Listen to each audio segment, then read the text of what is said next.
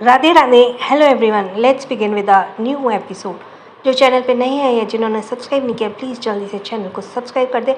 And let's start with a छोटा सा recap कि आलिया जो है राजवीर के ऑफिस गई थी और राजवीर ने उसे जॉब ऑफर में उसकी पर्सनल सेक्रेटरी 20.7 आवर्स के लिए बोला था और कहा था कि कल ही वो अपना सामान लेके आ जाए और ऑफिस को आज से ही ज्वाइन कर ले। अब आगे, पर आलिया के मन में ये डाउट भी था कि अगर वो 24/7 राजवीर की जॉब करेगी तो वो कॉलेज के लिए टाइम कैसे निकालेगी। ऐसे सोचते उसने राजवीर से कहा, बस सर वो मेरा कॉलेज। तो राजवीर ने कहा, डोंट वरी, तुम्हारी पढ़ाई पर इसका कोई फ़र्क नहीं होगा।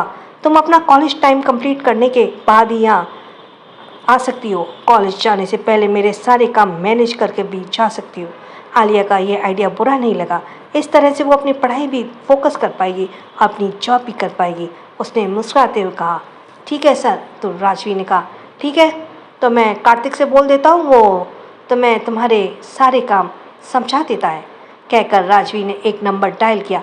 कुछ ही देर में एक लड़का अंदर आया जिसका नाम कार्तिक था।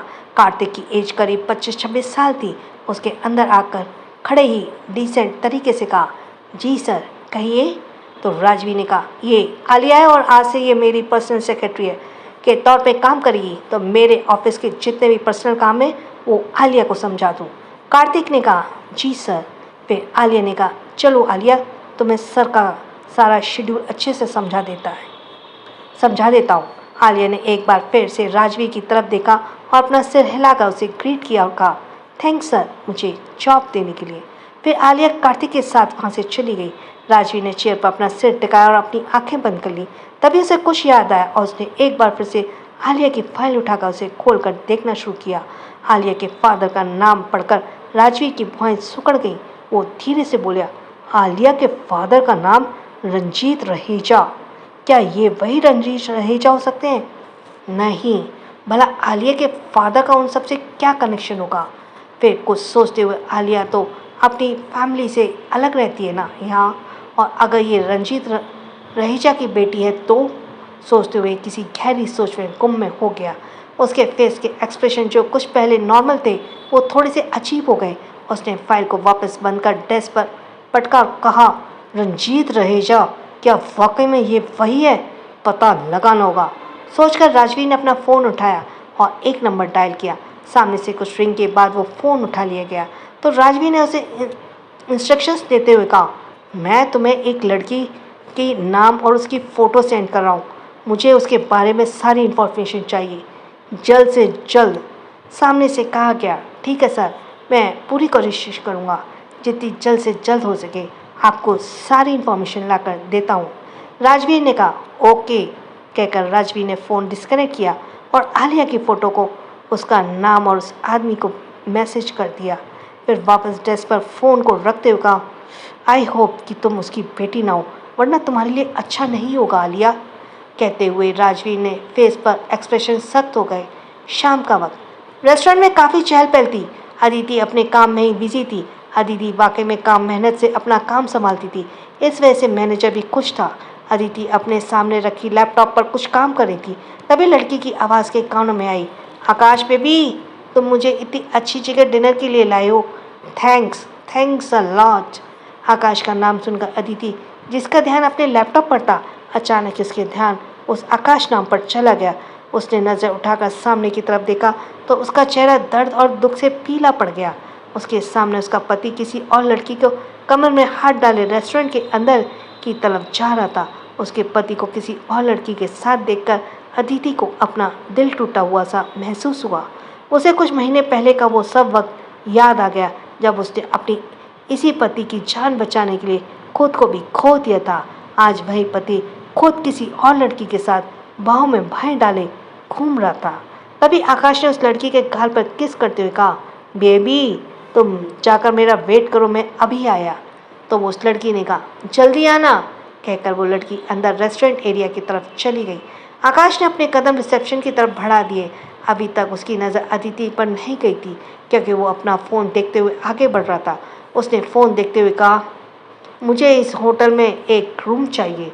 अदिति ने उसकी बात का कोई जवाब नहीं दिया। वो हैरानी से आकाश को ही देख रही थी। तभी आकाश ने जब सामने से कोई जवाब नहीं सुना तो नज़र उठाकर सामने की तरफ देखा।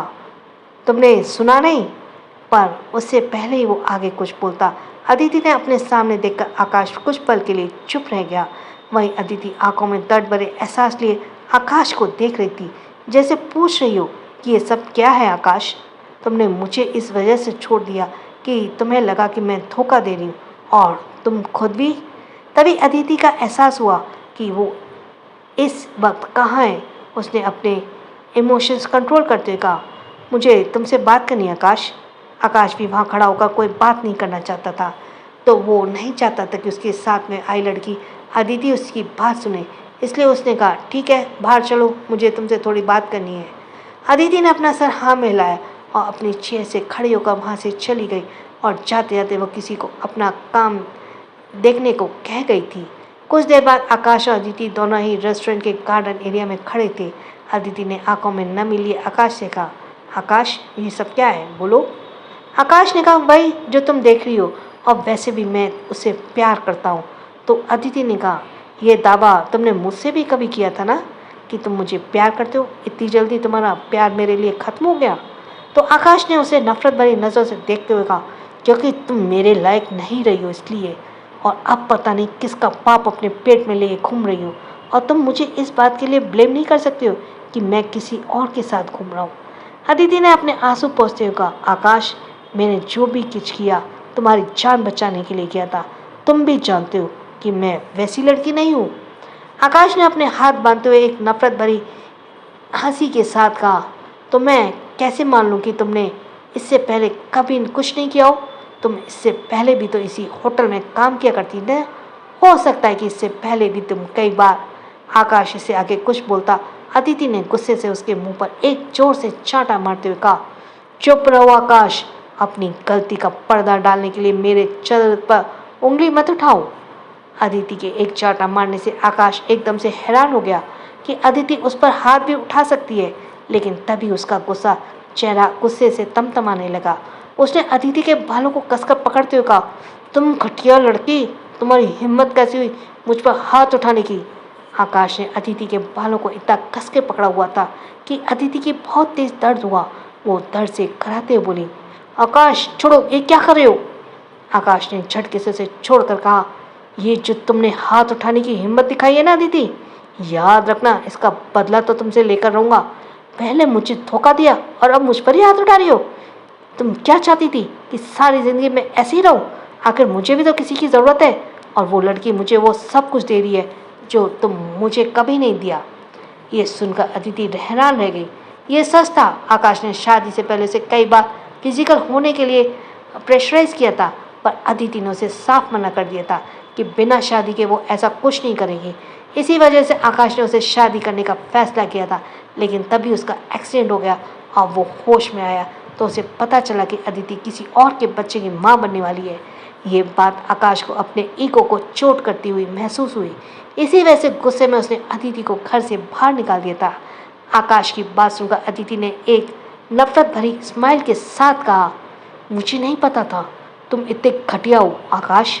अच्छा ही हुआ कि तुमने मुझे अपनी लाइफ से और अपने घर से निकाल बाहर फेंक दिया। पहले तो मुझे इस बात की तकलीफ थी, लेकिन अब मुझे खुशी है कि तुम मेरी लाइफ से अलग हो गए। कहकर अदिति जैसे वहाँ से जाने लगी, तभी आकाश ने कहा, ओह तो तुम्हें खुशी है इस बात की कि मैं तुम्हारी लाइफ से अलग हो गया, पर मैं तुम्हारी ये खुशी ज़्यादा दिन तक रहने नहीं दूंगा, क्योंकि भूलो मत अभी तक हम दोनों का डाइवर्स नहीं हुआ है। मैं तो उस लड़की के साथ बिना शादी के रिलेशन में रह सकता हूँ, पर तुम अपना सोचो, तुम्हें इस हालत में अपनाएगा कौन? आकाश की बात सुनकर अदिति के कदम रुक गए। उसने पलटकर आकाश की तरफ देखा और कहा, मुझे किसी की ज़रूरत नहीं आकाश, अपने बच्चे के लिए मैं अकेली ही काफ़ी हूँ, क्योंकि ना मेरी सोच घटिया है और ना ही मेरा करेक्टर, और तुम्हारे साथ डाइवोर्स हो या ना हो मुझे अब कोई फ़र्क नहीं पड़ता, क्योंकि मेरे लिए अब तुम मर चुके हो। कहकर अदिति अंदर चली गई। आकाश ने गुस्से से कहा, तुमने जो आज मुझे थप्पड़ मारा है ना, मेरे ईगो को चोट पहुँचाई है ना अदिति, इसका खामियाजा ना तो तुम्हें भुगतना ही होगा। इतनी आसानी से तुम्हें सुकून से नहीं रहने दूंगा। पहले तो अपनी वर्जिनिटी किसी और को दी जिस पर मेरा हक था, और अब मुझे ही सुनाकर जा रही हो? इंतज़ार करो, तुम्हारी जिंदगी का सारा सुकून चैन सब कुछ ले लूँगा। तभी आकाश की पॉकेट में रखा हुआ फ़ोन रिंग करने लगा। आकाश ने फ़ोन पिक करते हुए कान पर लगाया और कहा, बस आ रहा हूँ बेबी, कुछ पुराने लोगों से मुलाकात हो गई थी। कहकर आकाश ने फ़ोन डिस्कनेक्ट किया और रेस्टोरेंट एरिया की तरफ चला गया। जब वो अंदर गया तो उसने एक बार फिर से अदिति की तरफ देखा, जो बिना उसकी तरफ देखे लैपटॉप पर अपना काम कर रही थी, और उसके चेहरे पर से साफ नजर आ रहा था कि वो अंदर से कितना ज़्यादा तकलीफ में है। पर आकाश की उसकी तकलीफ और दुख से कोई लेना देना नहीं था। उसने अब अदिति को इग्नोर किया और रेस्टोरेंट एरिया की तरफ चला गया। वहीं अदिति भले ही उसे लैपटॉप में काम कर रही थी, पर वो साफ आकाश की नज़रें खुद पर महसूस कर पा रही थी। आकाश के वहाँ से जाते अदिति ने उस तरफ नज़र उठाकर देखा और मन ही मन कहा, अच्छा ही हुआ कि तुम जैसे घटिया इंसान मेरी लाइफ से चला गया। कहते हुए अदिति ने आंखों से एक कतरा आंसू का बहाकर उसे गालों पर लुढ़काया। उसे वो वक्त याद आ गया जब आकाश को इतना एफर्ट लगाया था अदिति की शादी के लिए मनाने के लिए। उसके उसके सामने कितना स्वीट बनता था। अदिति को भी आकाश के भरोसा हो गया था कि वो एक अच्छा इंसान है, क्योंकि आकाश ही पूरी दुनिया में एक अकेला इंसान था जो उसकी केयर करता था। इसलिए अदिति ने भी आकाश पर भरोसा करके उससे शादी के लिए हामी भर दी थी। लेकिन आज आकाश की असलियत जैसे अदिति के सामने आ गई थी। दूसरा दिन, सुबह का वक्त। रणवीर पेट के बल शर्टलेस अपने बेड पर लेटा हुआ था। उसकी कमर के नीचे वाला हिस्सा ब्लैक कलर की ब्लैंकेट से कवर था। रणवीर की मस्कुलर बैक से ऊपर बना ईगल विंग का टैटू उसे काफ़ी हॉट लुक देता है। सोते हुए रणवीर का चेहरा बहुत ही शांत नजर आ रहा था। उसके बाल बिखरे हुए थे, जो सोते हुए भी उसे अट्रैक्टिव लुक दे रहे थे। तभी उसकी साइड में रखा हुआ फ़ोन का अलार्म बजने लगा। रणवीर ने आंखें बंद की हुए अपने एक हाथ से उस फ़ोन को ढूंढने के लिए बेड के आसपास ही टटोला। उसका फ़ोन बेड पर उसके बगल में ही था। अपना फ़ोन मिलते ही रणवीर ने नींद भरी आंखों से अपने फ़ोन की तरफ देखा तो अलार्म का ऑफ कर दिया। रणवीर को सुबह जल्दी जागने की आदत थी। सुबह जल्दी जाकर कम से कम 2 घंटे का वक्त वो जिम में बिताता था। आखिर इतनी अट्रैक्टिव बॉडी ऐसी थोड़ी बनाई जाती है। सुबह जल्दी जाकर कम से कम 2 घंटे का वक्त वो जिम में बिताता था। आखिर उसकी अट्रैक्टिव बॉडी ऐसी थोड़ी ना बनती है। सो नेक्स्ट एपिसोड, मैं एपिसोड 49 का रिकैप नहीं पढ़ रही हूँ। सो आगे कुछ देर ऐसे ही आंखें बंद करने के बाद रणवीर झटके से बेड से उठा और अंगड़ाई ली।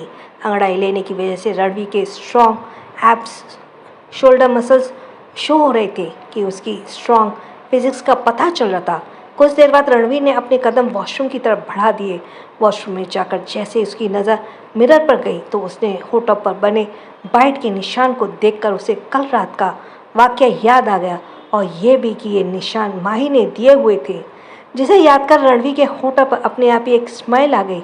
उसने अपने अंगूठे से उस निशान को टच किया और उसकी फेस की स्माइल और भी गहरी हो गई। My wild cat. कुछ देर बाद रणवीर चेंज करके वापस रूम में आया और इस वक्त उसने टाइट फिटिंग के ब्लैक कलर की टी शर्ट और ब्लैक कलर का ही लोअर पहना हुआ था। रणवीर की नज़र सोफे पर ही बैठे हुए आदित्य पर गई, जिसने एक नेवी ब्लू कलर की टी शर्ट और साथ हाफ वाइट कलर का लोअर पहना हुआ था, और वो एक पैर पर दूसरा पैर चढ़ाए फ़ोन को स्क्रॉल कर रहा था। रणवीर को बाहर आते देख आदित्य ने सिर उठाकर रणवीर की तरफ देखा और कहा, रणवीर, मुझे तुमसे कुछ ज़रूरी बात करनी है। रणवीर ने कहा, चलो जिम में चलते हैं, वहीं जाकर करेंगे। तो वो दोनों रूम से बाहर निकल गए। कुछ देर बाद रणवीर आदित्य दोनों ही जिम में वर्कआउट कर रहे थे। जहाँ रणवीर डंबल कर रहा था, वहीं आदित्य ट्रेडमिल पर दौड़ रहा था। जिम में एक इंग्लिश म्यूज़िक भी प्ले हो रहा था। कुछ देर बाद आदित्य रुका और फिर टॉवल से अपनी स्वेटिंग पहुँचते हुए कहा, मुझे कुछ वक्त के लिए अबॉर्ड जाना होगा। रणवीर, जो इस वक्त डंबल कर रहा था, उससे सूझकर पूछा, पर तुम तो 2 दिन बाद जाने वाले थे ना? आदित्य ने कहा, नहीं, अब कल ही निकलना होगा। स्कॉर्पियो गैंग वहाँ कुछ ज़्यादा ही एक्टिव हो रहा है, उन्हें काबू में करना जरूरी है रणवीर। रणवीर ने डंबल को वहीं पर रखते हुए कहा, पता है, पर अभी कुछ वक्त उन्हें और ज़्यादा इस भ्रम में रहने दो कि उनका दबदबा बढ़ता जा रहा है। आदित्य ने कहा, पर क्यों? रणवीर ने टॉवल को स्वेटिंग पहुँचते हुए कहा, कभी कभी दुश्मनों को इस भ्रम में रहने देना चाहिए कि वो हमसे जीत रहे हैं। जब उनका ये कॉन्फिडेंस ओवर कॉन्फिडेंस में बदल जाए तब अपने सारे पत्ते खोलने चाहिए। तो बस मैं भी यही वेट करूँगा, वक्त आने पर रणवीर का वार होगा। आदित्य ने एवल स्माइल के साथ कहा, फिर मेरे जाने का क्या फ़ायदा? रणवीर ने अपना प्रोटीन शेक पीते हुए कहा, क्यों? एनी से राज नहीं निकलवाने? इसके लिए तुम्हें वहाँ जाना ही होगा। आदित्य ने कहा, तुम मुझे एनी के पास भेज रहे हो? रणवीर, रियली तुम जानते हो ना एनी को? रणवीर ने हंसते हुए कहा, क्यों?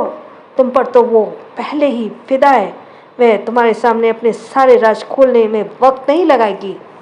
रणवीर की बात सुनकर आदित्य ने एक शरारती स्माइल के साथ कहा, हाँ, इसी बहाने मैं भी थोड़ा बहुत एंजॉय कर लूँगा। तुम कभी नहीं सुधरोगे आदि, बस अपनी इज्जत मत लुटवा लाना। आदित्य ने अपनी कमर पर हाथ रखते हुए कहा, और तुम कौन सा सुधरे हो? मुझे लगता है कि तुमने फिर से माही के साथ में उल्टी सीधी हरकतें की हैं। फिलहाल तुम्हारे होठ पर बने बाइट के निशान तुम्हारे सारे राज खोल रहे हैं।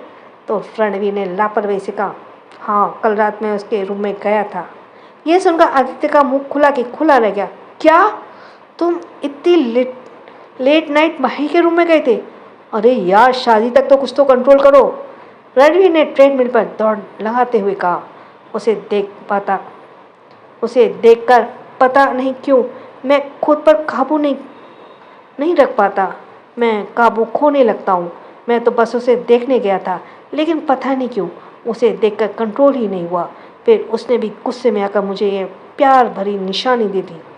आदित्य ने नाम में सिर हिलाते हुए कहा, तुम्हें समझने का कोई फ़ायदा नहीं रणवीर। ठीक है, मैं जा रहा हूँ, तुम्हें समझाने से कुछ नहीं होने वाला, कहकर आदित्य जिम से चला गया। रणवीर ने कुछ देर वर्कआउट किया और वो भी जिम से बाहर चला गया।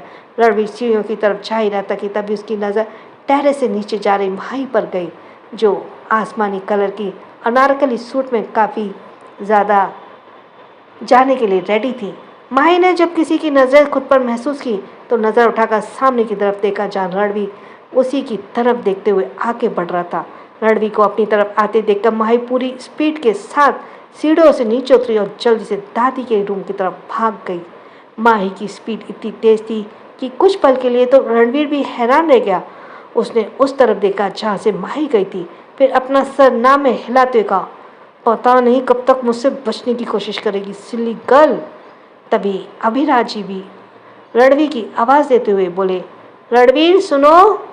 रणवीर, जो कि 3-4 सीढ़ियाँ चढ़ाई था, उसने पलटकर अभिराज जी की तरफ देखते हुए पूछा, जी कहिए चाचू। अभिराज जी ने कहा, तुम फ्रेश होकर मेरे स्टडी रूम में आना, मुझे तुमसे कुछ बात करनी है। रणवीर ने हाँ में सिर हिलाकर अपने रूम की तरफ चला गया।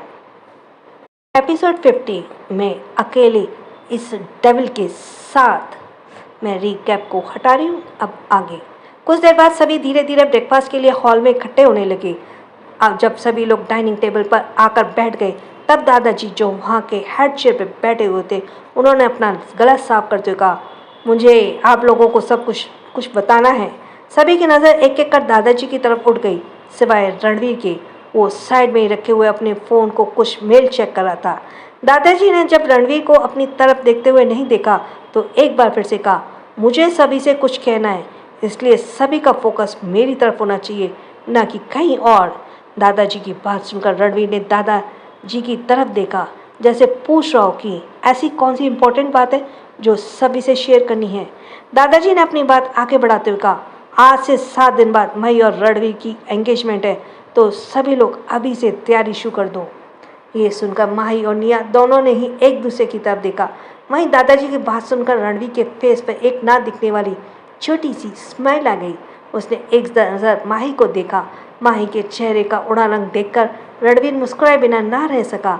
उसने फिर दादाजी से कहा, ठीक है दादाजी, सारी तैयारियां हो जाएंगी। आपने जो हमारे लिए सोचा है, अच्छा ही सोचा होगा। रणवीर जानबूझकर ये बात माही को चिढ़ाने के लिए बोल रहा था और शायद इसका असर माही पर हुआ, इसलिए वो गुस्से से रणवीर को घूरने लगी। माही को अपनी तरफ ऐसा देख रणवीर के होठों पर भी एक शरारती स्माइल आ गई और तभी निया ने कहा, दादाजी, शॉपिंग हमें आज से ही शुरू करनी होगी। तभी सुगंधा जी ने कहा, निया, अभी 7 दिन है सगाई को, तुम्हें इतनी जल्दी क्यों है? तो निया ने कहा, मॉम मेरे भाई की शादी है तो मुझे तो जल्दबाजी होगी ना, मैं तो आज ही शॉपिंग के लिए जा रही हूँ। तभी माही ने निया के हाथों पर मारते हुए कहा, और कॉलेज कौन जाएगा बोलो? तभी दादी ने कुछ सोचकर सुगंधा जी से धीरे से कहा, सुगंधा ऐसा करते हैं, आज हम माही और रणवीर दोनों को भेज देते हैं शॉपिंग के लिए, तुम्हारा क्या ख्याल है? ये लोग जितना दूसरे के साथ टाइम स्पेंड करेंगे अच्छा ही तो है, एक दूसरे को समझ सकेंगे। सुगंधा जी को दादी की बात सही लगी, उन्होंने भी कहा, हाँ माँ जी आप ठीक कह रहे हैं। वैसे भी मैंने नोटिस किया है ये दोनों एक दूसरे से चिड़े चिड़े रहते हैं, शादी से पहले दोनों की बॉन्डिंग अच्छी होनी चाहिए, इसकी हमें अभी से कोशिश करनी चाहिए। तभी दादी ने रणवीर से कहा, रणवीर तुम एक काम करो, आज माही को अपने साथ शॉपिंग के लिए ले जाओ। ये सुनकर माही के तो जोर से खांसी आई, ये सभी लोग जानबूझकर मुझे शैतान के करीब क्यों लाना चाहते हैं? शॉपिंग के लिए जाऊंगी वो भी इसके साथ, कभी नहीं। तभी सुगंधा जी ने कहा, माही क्या हुआ बेटा, तुम खांस क्यों रही हो, तुम्हारी तबीयत ठीक है? माही ने खांसते हुए अपना सर हिलाया और सामने रखा हुआ पानी का ग्लास उठाकर उसे पीने लगी, लेकिन पानी पीते हुए भी उसे गुस्से से रणवीर को ही घूर रही थी। पर रणवीर ने उसे इग्नोर किया और फिर दादी से कहा, ठीक है दादी हम लोग आज ही शॉपिंग के लिए जाएंगे। तभी निया ने भी चहकते हुए कहा, और मैं भी आप सबके साथ जाऊंगी। तभी आदित्य जो उसकी काफ़ी देर से ये सब सुने देख रहा था, उसने निया को शांत कराते हुए कहा, निया तुम मेरे साथ चलोगी शॉपिंग के लिए, अभी उन दोनों को जाने दो। निया ने जिद करते हुए कहा, नहीं भाई मुझे भी जाना है, और माही मेरी दोस्त है ना, तो मैं माही के साथ ही जाऊंगी। तभी रणवीर ने कहा, निया तुम्हें जाना है तो आदित्य के साथ चली जाना, वरना किसी और के साथ। तभी अभिराज जी ने कहा, अब सब लोग शांत हो जाओ, चुपचाप नाश्ता करो। निया कुछ बोलने वाली थी कि तभी सुगंधा जी ने उसे आंखें दिखाकर चुप रहने का इशारा किया, इसलिए निया बेचारी मन महसूस कर चुपचाप नाश्ता करने लगी। उसका बड़ा मन था माही के साथ शॉपिंग के लिए जाने का, उसने तो पहले ही सोच लिया था कि माही की शादी की सारी शॉपिंग वही करेगी, पर अब तो उसकी एक इच्छा पूरी होती भी नजर नहीं आ रही थी। माही भी बेचारी वाली शक्ल बनाई चुपचाप अपना नाश्ता करने लगी। अगर निया मेरे साथ चलती तो थोड़ा सा सहारा होता, अब मैं अकेले इस डेविल के साथ जाऊंगी क्या? अदिति बस स्टॉप पर खड़ी होकर बस के आने का वेट कर रही थी। अदिति ने फिर से पैसे बचाने के लिए शुरू कर दिए थे, इसलिए उसने सोचा था कि अगर वो कैब या फिर ऑटो से जाती है तो शायद उसे पैसे ज़्यादा खर्च करने पड़ेंगे, इसलिए उसने बस से जाने का ही सोचा। अदिति जब पहुंची तो पहले ही उसकी बस निकल चुकी थी और दूसरी बस आधे घंटे में पहुंचने वाली थी, इसलिए अदिति ने वहीं रुककर इंतज़ार करना ही सही समझा और उसे चिंता भी हो रही थी कि कहीं जॉब के लिए लेट ना हो जाए। तभी उसके सामने एक ब्लैक कलर की गाड़ी आकर रुकी। अदिति ने ज़्यादा ध्यान नहीं दिया और वो दूसरी तरफ ही देख रही थी। तभी गाड़ी से ड्राइविंग सीट पर विंडो ग्लास नीचे हुआ और तेज हॉर्न की आवाज़ आई और उसने अदिति और वहाँ खड़े बाकी लोगों का ध्यान उस तरफ चला गया। अदिति ने ड्राइविंग सीट पर आदित्य को बैठे देखा तो आंखों पर गॉगल्स लगाए हॉर्न बजा रहा था और अदिति की तरफ देखता है तो उसे देखकर अदिति थोड़ी सी सकपका गई। ये यहाँ क्या कर रहे हैं और उन्होंने यहाँ गाड़ी क्यों रोकी है? अदिति ने आदित्य की तरफ ऐसे देखा जैसे पूछ रही हो, क्या आप मुझसे कुछ कह रहे हैं? तो आदित्य ने फिर से उसे इशारा किया कि इधर आओ। अदिति ने अपने कदम गाड़ी की तरफ बढ़ा दिए। वो गाड़ी के पास आई, बोली, आप मुझे बुला रहे थे क्या? तो आदित्य ने कहा, और किसे बुलाऊंगा, क्या यहाँ मैं किसी और को जानता हूँ? पर जानते तो आप मुझे भी नहीं है। तो आदित्य ने कहा, तुम्हारा नाम अदिति है ना? तो अदिति नाम ही काफ़ी है, चलो आओ बैठो, मैं तुम्हें छोड़ देता हूँ, कहाँ जाना है? अदिति ने कहा, नहीं बस आती होगी, मैं बस से चली जाऊँगी। दरअसल अदिति आदित्य से जितना हो सके उतना दूर रहना चाहती थी, पर आदित्य ने भी कहा, तुम कोई सुपरवुमैन हो क्या जो इस कंडीशन में भी इतना लोड ले रही हो? अदिति ने कहा, और भी कई लेडीज़ हैं जो प्रेग्नेंट होने के बाद भी काम करती हैं, और अगर मैं इंडिपेंडेंट होना चाहती हूँ तो उसमें गलत क्या है? अदिति ने कहा, तुम ये सब बातें अंदर बैठकर भी कर सकते हो, वैसे ही मुझे मीटिंग के लिए लेट हो रहा है, चलो आओ बैठो। आदित्य के बात पर कहने के तरीके में कुछ एक हक वाली फीलिंग आ रही थी, जिससे अदिति पहले तो हैरान रह गई कि अभी एक बार मिले हैं और ऐसे हक भी जताने लगे। अदिति को अपनी सोच में गुम देखकर अदिति ने दोबारा कहा, अगर तुम्हें सोचना है तो भी अंदर बैठकर सोच सकती हो, जल्दी आओ। अदिति ने धीरे से अपना सर हाँ में हिला दिया और गाड़ी की फ्रंट सीट पर आकर बैठ गई। अदिति ने एक नज़र अदिति की तरफ देखा और गाड़ी स्टार्ट कर दी। अदिति अब गाड़ी के डोर से सट कर बैठी हुई थी और बाहर की तरफ देख रही थी। अदिति ने गाड़ी ड्राइव करते हुए पूछा, वैसे कहाँ जॉब कर रही हो तुम? अदिति का मन तो नहीं था आदित्य को ये सब बताने का, लेकिन फिर भी उसकी बात का जवाब देते हुए बोली, वो मूनलाइट रेस्टोरेंट में वहीं पर। तो अदिति ने कहा, तुम वहाँ जॉब करती हो और क्या काम करती हो? मैं रिसेप्शनिस्ट हूँ। अदिति ने कहा, ओह, तो तुम रिसेप्शनिस्ट रेस्टोरेंट में रिसेप्शनिस्ट हो? वैसे तुम्हारी फैमिली में कोई भी नहीं है क्या? तुम्हें इस हालत में जॉब करनी पड़ रही है? तुम्हारे हस्बैंड वगैरह? ये सुनकर अदिति का चेहरा उदास हो गया। हाँ, उसकी लाइफ में कोई भी तो नहीं था। वो एक हस्बैंड था, वो भी एक नंबर का कमीना। अदिति ने कहा, नहीं, मेरी लाइफ में कोई नहीं है और मेरे हस्बैंड भी नहीं है, वो मर चुके हैं। ये सुनकर आदित्य ने अदिति के तरफ बिना किसी भाव के देखकर पूछा, कितना वक्त हो गया? अदिति ने कहा, कुछ महीने हुए हैं। कहते हुए अदिति वापस बाहर की तरफ देखने लगी। अदिति ने फिर उसे आगे कुछ भी नहीं पूछा। तभी उसके दिमाग पर कुछ आया, वैसे उसने बात बदलते हुए इरादे से कहा, तो तुम पहले भी कहीं जॉब करती थी? अदिति ने बिना कुछ तरफ देखे कहा, मैं पहले एक फ्लावर शॉप में जॉब करती थी। मैंने एक होटल में भी। कहते कहते अदिति रुक गई। आदित्य ने अदिति की तरफ देखकर पूछा, एक होटल में भी? क्या तुम किसी होटल में काम करती थी? अदिति ने जल्दी से बात को पलटते हुए कहा, मेरा मतलब है, मैंने एक होटल में अप्लाई किया था पर वो जॉब नहीं मिली, तो मैं फ्लावर शॉप में काम करने लगी। अदिति ने की बात सुनकर अदिति ने कहा, ओके। कुछ ही देर में अदिति का रेस्टोरेंट आ गया। अदिति जल्दी से गाड़ी से बाहर आई, पर जैसे ही जाने के लिए पलटी, उसने एक नज़र अदिति की तरफ देखा और कहा, थैंक्स मुझे ड्रॉप करने के लिए। कहकर वो जल्दी से रेस्टोरेंट में चली गई। अदिति उसे जाते हुए देख रहा था।